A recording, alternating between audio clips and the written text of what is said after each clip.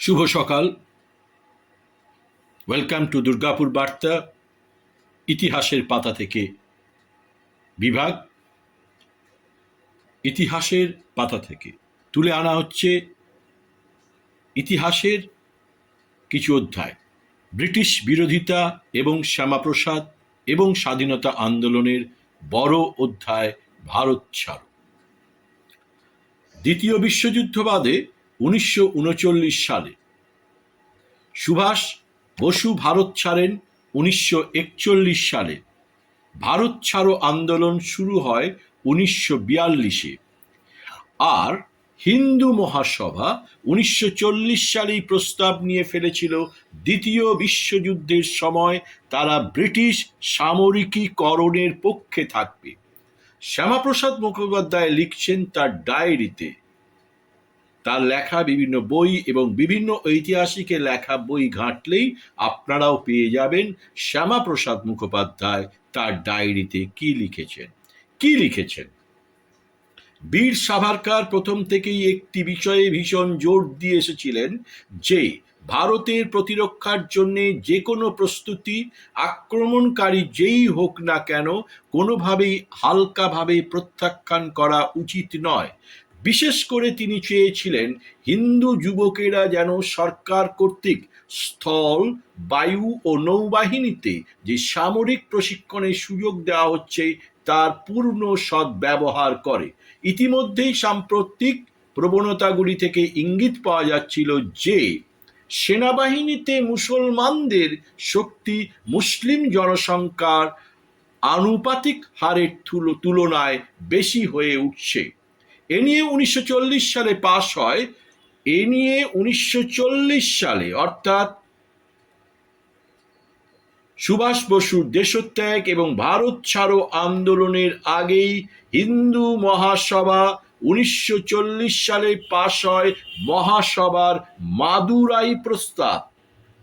ইতিহাস বলছে সেখানে যা প্রস্তাব নেওয়া হয় তার কিছু মূল পয়েন্ট এরকম ছিল: যত বেশি সংখ্যক সম্ভব হিন্দু যুবককে সামরিক বাহিনীতে প্রবেশ করানো, 2 যুদ্ধ সামগ্রী উৎপাদন, সামরিক কারিগরি এবং আধুনিক যুদ্ধ প্রযুক্তির ক্ষেত্রে ভারতীয়দের প্রশিক্ষণ নেওয়ার সুযোগ গ্রহণ করানো, 3 কলেজ ও উচ্চ বিদ্যালয়েও সামরিক প্রশিক্ষণ চালু করা হোক এবং সম্ভব হলে তা বাধ্যতামূলক করা হোক।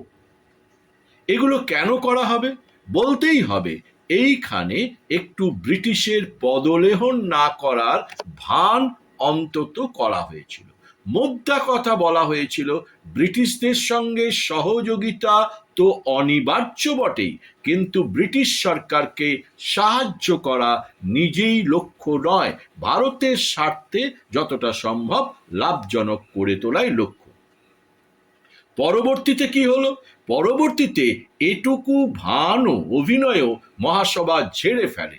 মাদুরাই প্রস্তাব বাতিল করা হয় 41 সালে। ইতিহাস বলছে 41 সালে ভাগলপুর অধিবেশনে স্পষ্ট বলা হয় হিন্দু মহাসভার এই অধিবেশন হিন্দুদের দেশের সব ধরনের সামরিক বাহিনীতে যোগ দেওয়ার আহ্বান জানাচ্ছে এবং ভারত জুড়ে হিন্দু মহাসভার সমস্ত শাখাকে নির্দেশ দিচ্ছে যাতে তারা সেনাবাহিনী, নৌবাহিনী, বিমান বাহিনী এবং যুদ্ধাস্ত্র ও গোলা বারুদ তৈরির কারখানায় যথাসম্ভব বিপুল সংখ্যক হিন্দুকে অন্তর্ভুক্ত করার জন্য সক্রিয় প্রচার কার্য চালাতে।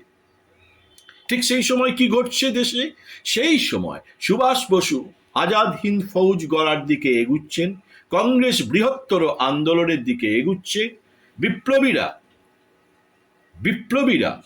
অর্থাৎ সহিংস পদ্ধতিতে যারা ভারতবর্ষের স্বাধীনতা চান সেই সব বিপ্লবীরা তাদের পরিকল্পনা মাফিক ব্রিটিশ সরকারকে ব্যতিব্যস্ত করে তুলছেন। আর ঠিক সেই সময় হিন্দু মহাসভা সোজাসুজি যুদ্ধ প্রক্রিয়ায় ব্রিটিশকে সহযোগিতা করার আহ্বান জানাচ্ছেন। শুধু তাই নয়, সোজা সামরিক বাহিনীতে ঢোকার আহ্বান জানাচ্ছেন হিন্দুদের।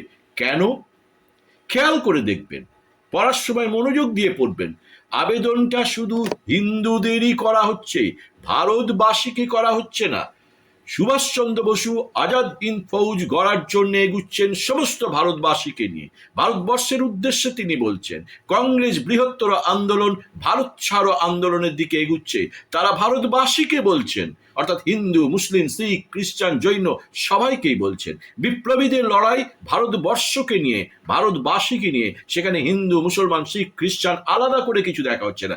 কিন্তু মহাসভা, হিন্দু মহাসভা শুধুমাত্র হিন্দুদেরই আবেদন করছে, কারণ একটাই, তারা অস্ত্রবিদ্যা শিখে মুসলমানদের টেক্কা দেবে।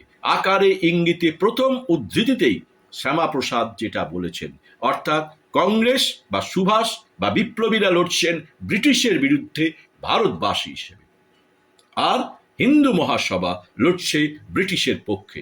কারণ ভাবটা এমনই যেন আসলে যুদ্ধ হচ্ছে মুসলমানদের সঙ্গে, দ্বিতীয় বিশ্বযুদ্ধ হচ্ছে মুসলমানদের সঙ্গে, ভারত ছাড়ো স্বাধীনতা আন্দোলন হচ্ছে মুসলমানদের সঙ্গে, সুভাষ বসুর আন্দোলন হচ্ছে মুসলমানদের সঙ্গে, ব্রিটিশ সেখানে যুদ্ধের সহযোগী। এর ফল কি হয়েছিল? হিন্দুরা কি উজ্জীবিত হয়ে পড়েছিল? মোটেই না। তাহলে ভারত ছাড়ো আন্দোলন সফল হতো না, আজাদ হিন্দ বাহিনীর আন্দোলনকে ব্রিটিশ এত ভয় পেত না, এবং বিপ্লবীদের আন্দোলন ব্রিটিশ শক্তির ভিতকে কাঁপিয়ে দিত না। শ্যামাপ্রসাদের লেখায় স্পষ্ট। আবার শ্যামাপ্রসাদের ডায়েরির সাহায্য নেওয়া যাক। এদিকে আমি পাঞ্জাব সফর করছিলাম, সেখানে দেখলাম হিন্দুদের মধ্যে এক নতুন জাগরণ সৃষ্টি হয়েছে এবং অনেকেই মহাসভার পতাকার তলায় সমবেত হতে প্রস্তুত, যদি একটি জোরালো ও সংগ্রামমুখী কর্মসূচি গ্রহণ করা হয়। মাদুরা প্রস্তাব প্রত্যাহার করা মহাসভার মর্যাদার উপর এক গুরুতর আঘাত এনেছিল এবং মানুষের মনে এই ধারণা জন্ম দিয়েছিল যে আমরা কেবল বড় বড় কথা বলতেই পারি, কিন্তু কর্মক্ষেত্রে নেমে পড়ার সময় পিছিয়ে যায়। ভারত ছাড়ো আন্দোলন, সুভাষচন্দ্রের আজাদ হিন্দ ফৌজ বা বিপ্লবীদের আন্দোলন, ব্রিটিশ বিরোধিতার আন্দোলন। বাকিদের আন্দোলন বলার অপেক্ষা রাখে না। ব্রিটিশ বিরোধিতা নয়, ব্রিটিশের পক্ষে তাদের আন্দোলন।